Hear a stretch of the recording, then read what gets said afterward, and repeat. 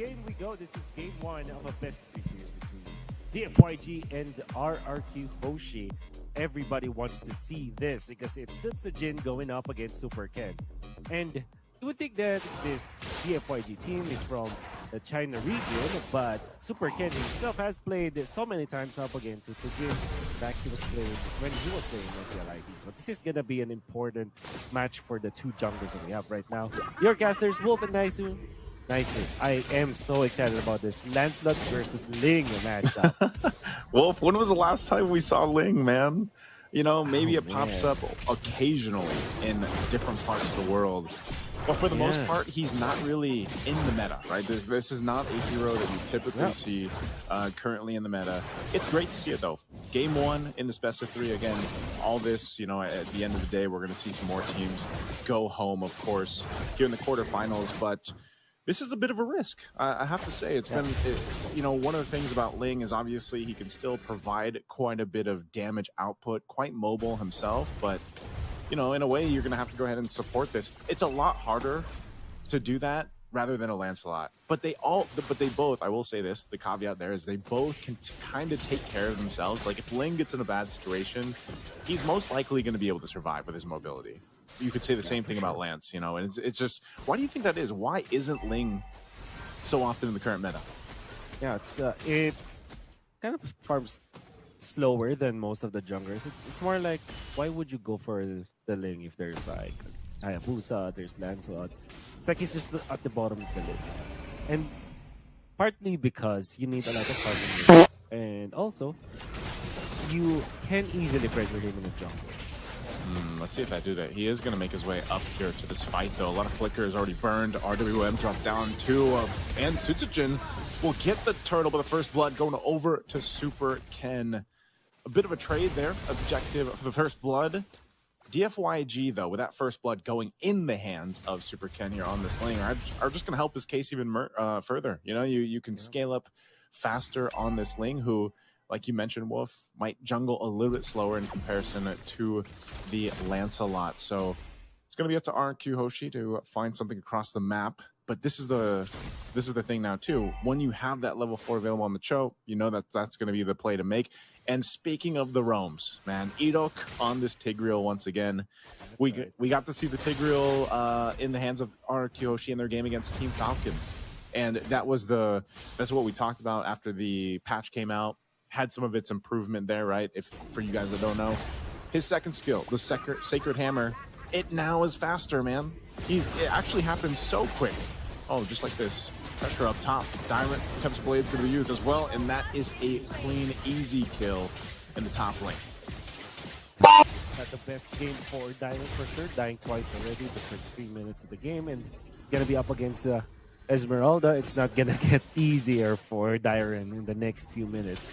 However, for RRQ Hoshi, I think if they're looking for something that's really positive for them is this gold lane. I've seen Toy deny one of the parts against Long, and it kind of tells me that Toy will, you know, having level 6 and then Long only having level 5. That kind of tells me that there is a massive lead for this Claude over this Harriet, which is always going to be a welcome sight for RRQ Hoshi. Because if you look at their heroes, all of their heroes do not really pressure this Claude in the late game. Like, when it comes to a head-on collision versus the Claude, that's why we'll always be happy in this scenario, as there will be a kill up top. Finally, a recovery for Diren.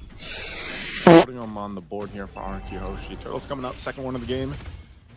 Zed going to go ahead and poke down Edok a bit. Oh, that's what I'm talking about with the implosion as well. They're going to go for Zed. Zed uses the kick into the RWM, so that's a kill secured now as Edok falls. Great play there from Zed. You know, he's the one that he started to get zoned out in and then crowd controlled with the implosion. But then because of the real world manipulation from E1, they were able to win that fight, but they're still fighting for this turtle. Feathered airstrike. Whoa! The damage on Vel. Setsujin will secure that second turtle for RRQ Hoshi. Now Vel has to be really more careful around the neutral objective, especially when there's an ongoing team fight, because of how important the Esmeralda is when it comes to being the tank for DFYG. This Esmeralda needs a lot of farm in order for him to kind of accomplish his job and allow this to have more time and space to end the kill. And him dying twice back to back in a span of what? 2 minutes? 2 minutes, yeah. Actually. Turret has been destroyed. It's not going to be good for this Esmeralda. And now might die the third time in the span of, oh my goodness, 3 straight deaths for Vel. Not a welcome sight for DFYG. And even Super Ken is now a little bit behind over to the Lancelot. Okay. I don't know if he's going to be able to catch Rins. Yeah, the little wings by wings, keeping Rins alive. And just as you said it, Wolf, this is not a game for Vel right now. The further you fall behind, too, on this Esmeralda, you know, the worse it's going to be for DFYG. And that seems to be a case even in the jungle. To an extent, Super Ken's doing okay, you know, after he got that first kill early on. But Susujin's starting to go ahead and take it away, right? He's scaling up a little bit faster. He's got a little bit higher levels against Super Ken. And all Super Ken can really do is continue to farm. Look at that once again. They're going to go for Zed. Zed won't be able to escape this time as Dyron cleaning up the kill. Super Ken's going to jump in. Pop the blades already. He's going to be going for Rins, but can't get him with the wings by wings again. Rins stays alive. And now Toy, it's a gold laner duet in the jungle, but no one goes down. Interestingly enough, they just doesn't seem like they have enough damage just yet. It's a little too early for these gold laners to pop off. Yeah. And now for DFYG, they're going to be having 2 problems that they have to face. First is Tsujin, who is now level 11 compared to Super Ken's level 10. I mean, Super Ken haven't died yet, but Tsujin is having so much problems. We'll get the turtle again. They also have to think about Toy, the Claude now. I wonder if the items will be shown up, and I'm sure there will be a mass. How long will be in trouble once again. He pops his summon forwards. The team's going to try to help him. Vel solo again with a feather airstrike. A huge setup coming on through. We'll be able to take down Vel and gets the flicker out from Zed. Tempest Blade's going to be used, but juked with a BMI, and now Super Ken, he's frustrated, man. How many times have he attempted Blades and not been able to get a kill? Oh, that's going to be very frustrating. Doesn't have the retribution, so now Dyron and the gang, they can actually pressure him in here. Tsujin doesn't have the retribution, doesn't need it. It's level 12 compared to Super Ken's level 11. They have zoned out the Ling, and the Ling without the purple. This is the main reasons why the Ling hasn't been picked up in the recent MPLs or recent leagues that we've seen. What's worse? It's because of that purple buff dependence. What's worse? A Fanny, no purple buff, or a Ling, no purple buff? Arguable. I've seen a Fanny be... Yeah, it's both disastrous, alright? It's like you're asking me between like a level 10 difficulty and a level 9.9 difficulty, right? But I think I would rather choose the Fanny because at least I've seen a Fanny actually recover without the purple buff. Remember Ryzen, right? Yep. Like the entire game didn't have the purple buff, but still won the game for the team. Yeah, it takes a certain type of like synergy to make that work, though. You know, like in order for you to actually have that in your favor. But yeah, that's one of the things. Super Ken, I think eventually, like, he will get the itemization he needs. He's not too far behind. I mean, granted how everything's gone, the 2 junglers are relatively close to each other. You know, 300 gold separates the 2 jungles. And so Super Ken, once he most likely gets that 3rd item, he should be able to actually get those kills. You know, it's like I said, it's been a few times now we've seen him try to set things up, even on the squishiest target over on RRQ Hoshi, which is Rins. But unfortunately, he just can't catch him, you know, and these feather airstrikes have been doing work. And now the Divine Glaive is picked up by Rins, making them hurt that much more. So we'll see if DFYG can adjust. They're going to start up this Lord. It's at half health. Meanwhile, Super Ken's just grabbing his purple. Got this information. RW will drop down, and Tsujin will secure the Lord. So they'll go ahead and get ready to approach the base. DFYG. 3,000 gold for RRQ Hoshi. Super Ken trying his best to kill off Toy. It's not going to be enough again. Oh no. That's got to be frustrating. Oh, implode. Man. Oh, Super Ken not feeling super right now after that, man. That's just unfortunate. Little stun there with Landshaker. They try to hold on to the tier 1 turret in the mid, but Lord's going to make its way down bot. RRQ Hoshi, 4,000 gold ahead, will go ahead and knock down some of these turrets eventually. A big pickup here for Toy. I believe that's his 3rd item now. So he's got the 3-item power spike. He's got the golden staff. He's going to actually take the orange here, too. There it is right there. He's got the tips, and now they'll take down the tier 2 turret up top. 7.2k compared to 5,500. For long. Shaker Zed just gone. Goodbye. Toy gets that kill. Tier 1 mid lane is going to go down. Super Ken working to deal with this Lord push. But right now with RRQ Hoshi, they might actually catch Super Ken here or force the Tempest Blades to be used. Oh man, look at the damage from Toy. Tempest Blades used, but he's just got to go escape and get back to base. Good thing the Lord was cleared out. Oof. Oh, Bravest Fighter jump in won't actually stop them from recalling. I guess Lumpy can't jump on walls, man. Yeah. You know, it's too bad. Over walls, baby. Over walls.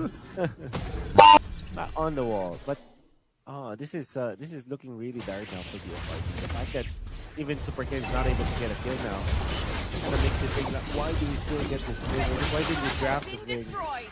The payoff is so far away for DFYG. Granted though, they get to the late game, ultra late game, maybe 21 minutes in, maybe everything's equalized and RRQ might not have enough to catch where the wing is. However, it seems like RRQ Hoshi, with the tools that they have on Toy having essentially critical mass kind of itemization for the flood, and then you also have 6 Genos just freely getting the kills. It's gonna be a great late game for RRQ Hoshi as well. It's gonna be tough to deal with. This amount of power that RRQ Hoshi has right now with this lineup is what's making it so difficult, because even if you're going to try to catch up into this, you know, like, it's difficult for DFYG. Who is going to be the one to help them catch up? Super Ken has been struggling for the most time. Long hasn't really been a part of anything, but his Harith should now be at least close to being online to where he can then provide some of that damage therapy in these fights. But the problem is, man, you've seen how fast Super Ken gets brought to like a quarter of HP. And maybe that, once again, is a reason why Ling just does not work too well in this meta. And that's going to be a quick, easy Lord once again for RRQ Hoshi. Some items being picked up here too. Super Ken just getting his BOD. So again, we're going to see if the DFYG can defend against this. Again, a massive lead right now for RRQ Hoshi. And if they force a fight, if they really want to, which is most likely, because it's Edo, right? Edo has this Tigreal. You can see them making their way down bot. It looks like they're going to go for Super Ken. Toy juking him out with the BMI, and he's going to run. So they want to keep that Lord up for that push, but they're going to force a fight anyway in the mid as V1 is gone. A Thorn Rose to go through. Long dropping down the Zaman Force. A Land Shaker is going to be able to stun Vel, but Vel is still healthy. But now they have a Lord to deal with. A couple flickers were used by DFYG. Super Ken might just go to cut the waves or join a fight in the backside. There's the implosion though, the catch right on target. Zed can't escape as this bottom base turret goes down with the Lord. And now the rest of the team in the base, feathered airstrike dropped down too long. Just burning, man. He's on 1 HP. And Vel is gone with a wave pushing it down bot. They should be able to end the game as RRQ Hoshi takes game 1 in a dominant fashion. Super dominant fashion here for RRQ Hoshi. Unfortunately, the gambit coming out from DFYG, picking up that thing did not work. I don't think that it's a draft issue for DFYG. I think it's more of an execution issue, as RRQ Hoshi not only did not make any mistakes, but they have found a dent in the armor of DFYG. That is definitely the Esmeralda, which should have been really good for the level, but the fact that they have killed him twice in a row in the span of 2 minutes, that couldn't be open. The show just kept getting the pickoffs, and then that Super Ken will not be comfortable for that. It came to a point where nobody's killable inside the party. But I'm sure that the panel will have more to talk about, so let's go back to this. What a way to start this quarterfinal series. RRQ takes game 1 and immediately show why they came into this matchup as favorites. This is the quarterfinals of Games of the Future Abu Dhabi 2025 powered by Adlock. So let us bring in Goods and Soldier to break this one down, this game 1.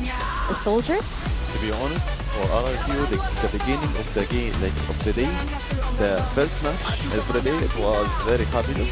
I really like it. The playstyle from RRQ, like they took one Lord and like they push it and it's done. Because when you take the Lord, like it's easier to go for the pushing and like engaging on their bases.